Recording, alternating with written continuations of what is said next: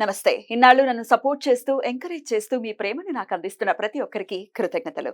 అలాగే ఈ వీడియో కూడా ఖచ్చితంగా మీకు ఉపయోగపడుతుంది. లైక్, షేర్ అండ్ సబ్స్క్రైబ్ చేసి మీ సపోర్ట్‌ని నాకు అందించండి. అలాగే ఈ వీడియో పట్ల మీకున్న అభిప్రాయాన్ని కామెంట్ సెక్షన్‌లో కామెంట్ చేసి తెలియజేయండి. ఇప్పుడు వీడియోని చూద్దాం. నమస్తే. Welcome to our channel. నేను పద్మిని. ప్రస్తుతం మనతో పాటు ప్రముఖ ఆధ్యాత్మికవేత్త, ఆస్ట్రో న్యూమరాలజిస్ట్, ఎనర్జీ వాస్తు స్పెషలిస్ట్, శ్రీ విద్యోపాసకులు శ్రీమతి జయప్రద గారు మనతో పాటు ఉన్నారు. మాట్లాడదాం. జయప్రద గారు నమస్తే అండి. నమస్తే అమ్మా. శ్రీమాత్రే నమః. మాస ఫలితాల్లో భాగంగా వృషభ రాశి వారికి ఈ ఆశ్వయుజ మాసం లేదా అక్టోబర్ మాసం ఎలా ఉండబోతోందండి? తప్పకుండా వృషభ రాశి వాళ్ళకి ఈ మాసం ఏంటంటే కొంత ఓరగింపుగా బాగుంటుంది. ఎందుకు అంటే వీళ్ళకి వృషభ రాశికి ఎప్పటి నుంచో అన్ని విధాల అన్ని రంగాల వాళ్ళకి బాగుంది అనిపించినప్పటికీ కూడా ఆర్థికంగా ఇబ్బంది ఉంది. అందరూ బాగుంది బాగుంది చెప్తున్నారు కానీ డబ్బులకి నిలబడలేదు అని చెప్పి చాలా మంది మనసులో కంప్లైంట్ ఉంది, మనసులో కూడా ఉంది ఆ ఫీలింగ్.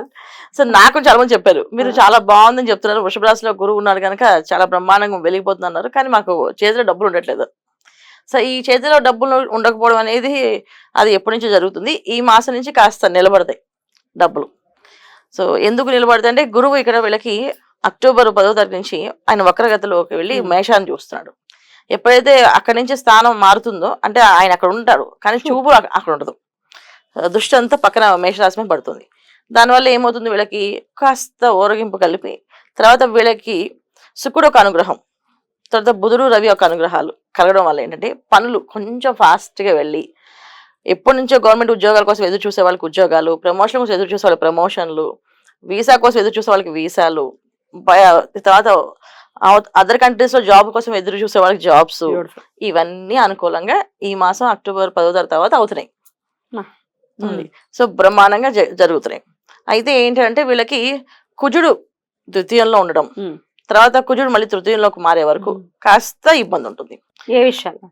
కుటుంబం విషయంలోనే. ఎందుకంటే ఎప్పుడైనా కుటుంబంలోనే చికాకులు. ఇప్పుడు బయట ఎక్కడైనా ఎవరైనా గెలిచేస్తారు కానీ ఇంట్లో గెలవలేము. ఇంటికి గెలిచి రచ్చగలవాలి, ఇంటికి గెలిచి రచ్చగలవాలి, బయట గెలుస్తాం కానీ ఇంట్లో ఎవరు గెలవలేకపోతున్నారు. సో ఈ కుటుంబ విషయాల్లో ఏదో ఒక డిస్టర్బెన్స్, తెలియని ఖర్చు, అసలు అనుకోని ఖర్చు ఈ మాసంలో జాగ్రత్తగా ఆదా చేద్దాం అనుకున్నప్పటికీ ఏదో తెలిసిన వాళ్ళ దగ్గర నుంచి పెళ్లి పిలిపో లేకపోతే బర్త్డే పిలిపో వచ్చింది అనుకో, మళ్ళీ వాళ్ళ కోసం గిఫ్ట్ కొనాలి కదా, అప్పుడు మళ్ళీ డబ్బులు కావాలి కదా, అలాగా అనుకోని ఖర్చులు అనేది ఈ వృషభ రాశి వాళ్ళకి వస్తున్నాయి కుజుడు. అయితే కాస్త 20వ తారీఖు నుంచి ఆయన మారుతారు కనుక ఆ కుటుంబంలో ఉండే కొంచెం చికాకులు తగ్గుతాయి. అంటే ఖర్చే కాకుండా ఆయన అవమానాన్ని కూడా ఇస్తున్నాడు కుటుంబంలోనే. ఇంత కష్టపడి వెళ్తే వీళ్ళు మనం చేసే పనులు ఏమి ఉండరా, మనం పట్టించుకోలేదు అనే ఫీలింగ్, కాస్త అవమాన విషయాలు, కొన్ని మాటలు, ఇవన్నీ కూడా పడుతున్నారు వీళ్ళు. చేయడము ప్లస్ మాట్లాడము, చేయలేదని ఇన్సాటిస్ఫాక్షన్ చూపించడము, లేదా మాట్లాడకపోయినా ఇన్సాటిస్ఫాక్షన్, మాకు ఇంకా ఏదో ఎక్స్పెక్ట్ చేస్తాం మీరు ఇది చేశారు అని అనుకోవడం, ఇలాంటివన్నీ జరుగుతున్నాయి కనుక ఇవన్నీ కూడా కాస్త తగ్గే అవకాశం వృషభ రాశి వాళ్ళకి కాస్త ఎప్పుడైతే కుజుడు మారుతారో జరుగుతుంది, బాగుంటుంది. తర్వాత అనారోగ్య సమస్య నుంచి కొంచెం బయటపడే అవకాశం ఉంది. ఎందుకంటే అనారోగ్య సమస్య ఒకటి వీళ్ళని కొంచెం ఇబ్బంది పడుతుంది.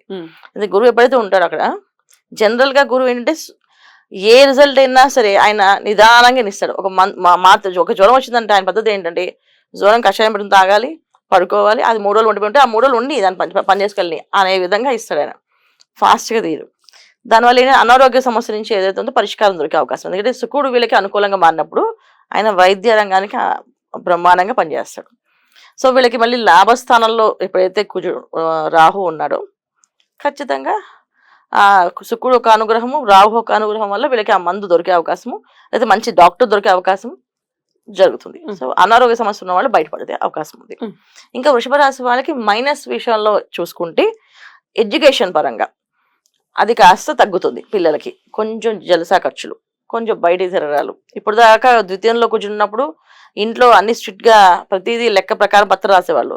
కుజుడు 20వ తారీఖు నుంచి మారిన తర్వాత కాస్త పిల్లలు కాస్త పక్కదారి పట్టే అవకాశం ఉంది. కాస్త పిల్లల్ని జాగ్రత్తగా చూడడం, మీకు ఏదైనా అవసరం ఉంటే మమ్మల్ని అడగండి అని చెప్పడం, వాళ్ళకి ఫోన్లు గట్రా ఇవ్వకుండా, ఫోన్లు ఒకళ్ళు ఇస్తే దానికి ఏం చేస్తున్నారు అడిగి వాళ్ళు చదువుతున్నారు శ్రద్ధ పడితే కనుక సెట్ అవుతుంది. ఎందుకంటే విద్యారంగంలో ఉన్న వాళ్ళకి విద్యార్థులకి కాస్త ఇబ్బందులు ఉన్నాయి.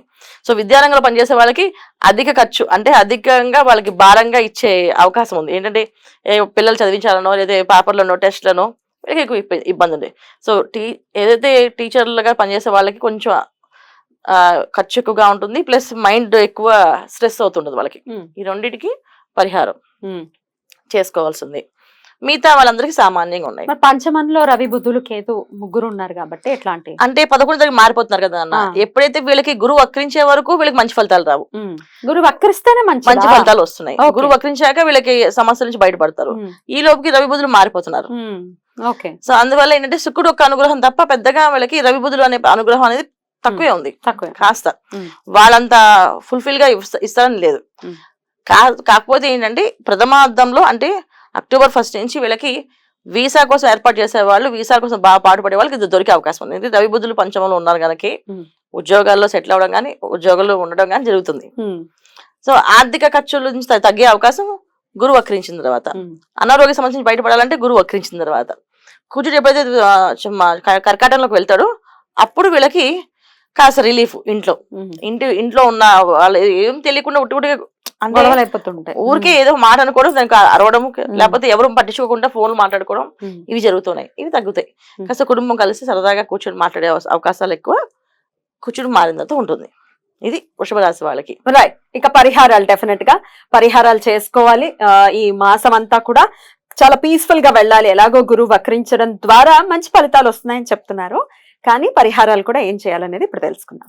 సో పరిహారాలు విద్యార్థులు అనేవాళ్ళు అందరికి విద్యార్థులుగా చదువుకోవాలనుకున్న వాళ్ళు, అంటే చదువు ఒకటే కాకుండా చదువులో ర్యాంకులు సాధించేవాళ్ళు, ఇప్పుడు IPS UPS వాళ్ళు చదువుతున్న పిల్లలు, అలా చదివే వాళ్ళందరికీ కూడా ఏంటంటే వీళ్ళు సూర్యోదయం పూర్వం నిద్ర లేచి సూర్య నమస్కారం చేసుకొని చదవడం మొదలు పెట్టాలి. అప్పుడు వీళ్ళు చదవాలంటే గం గణపతి నమః అనే మంత్రం చదువుకొని ఆ మంత్రాన్ని కనీసం ఒక 100 నిమిషాలు తక్కువ కాకుండా చదివి పుస్తకాలు తీస్తే కరెక్ట్ గా క్లారిటీగా క్వశ్చన్స్ అర్థమవుతాయి, క్వశ్చన్కి ఆన్సర్స్ అర్థమవుతాయి. లేకపోతే ఇబ్బంది పడతారు. సో ఆర్థిక ఇబ్బంది నుంచి బయటపడాలన్నా, అనారోగ్య సమస్య నుంచి బయటపడాలన్నా దేవి ఖడ్గమాల పూజని ప్రతిరోజు ఇంట్లో ఉన్న ఇల్లాలు పొద్దున్న సాయంకాలం, పొద్దున్న 6 గంటలకి సాయంత్రం 6 గంటలకి చేయాలి. మేము ఉద్యోగాలకు వెళ్తున్నాం, మాకు పొద్దున పొడి కుదరలేదు, పర్వాలేదు, సాయంత్రం 6 గంటలకు చేయండి అండి.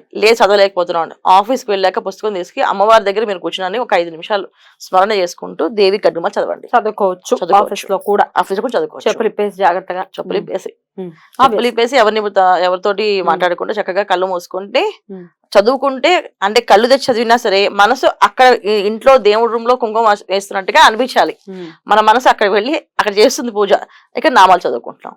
అది అంటే చదువుకోలేదు, అయ్యో చెప్పారు మేము ఈ పరిహారం చేయలేదని బాధపడకుండా ఉండని చెప్తున్నా. కానీ ఇంట్లో ఉండేవాళ్ళు చక్కగా చదవండి. పొద్దున్న సాయంత్రం చక్కగా అమ్మవారికి ఎర్రని మందార పూలతో కానీ ఎర్ర పుష్పాలతో కానీ చక్కగా అర్చన చేయండి. లేకపోతే తెల్ల పుష్పాలైనా పర్లేదు, పువ్వులు ఉంటే చాలు. ఎందుకంటే పరిహారం చెప్పినప్పుడు అవి దొరకలేదని మళ్ళీ కాల్ చేస్తున్నారు, ఏమంటే అది దొరకలేదు మరి చేయమన్నారు కదా అనేసి. అక్కడ చెప్పడం అనేది ఏంటంటే పరిహారం ఇలా చేయాలి. ఒకవేళ కుదరకపోతే పుష్పాలనే వేయచ్చు, వేసి పూజ చేయొచ్చు. అమ్మవారు మనం ఏం చేస్తానన్నా కాదంతో భక్తితో చేస్తే చాలు, ఆవిడకి కావాల్సింది ఆ పరిహారం వీళ్ళు చేయాలి. తర్వాత వీళ్ళు ప్రతి సోమవారము శివాలయానికి వెళ్ళడం, రుద్రాభిషేకం చేయించుకోవడం. ఎందుకంటే ఆర్థిక ఇబ్బందుల నుంచి బయటపడాలి అంటే కొంచెం రుద్రాభిషేకం జరుగుతూ ఉంటే అనుకూలత పెరుగుతూ ఉంటుంది ఇంట్లో. వ్యాపారస్తులందరూ కూడా, ఉద్యోగస్తులందరూ ఉంటే ఈ మాసం అంతా చక్కగా కాపాడబడతారు వీళ్ళు.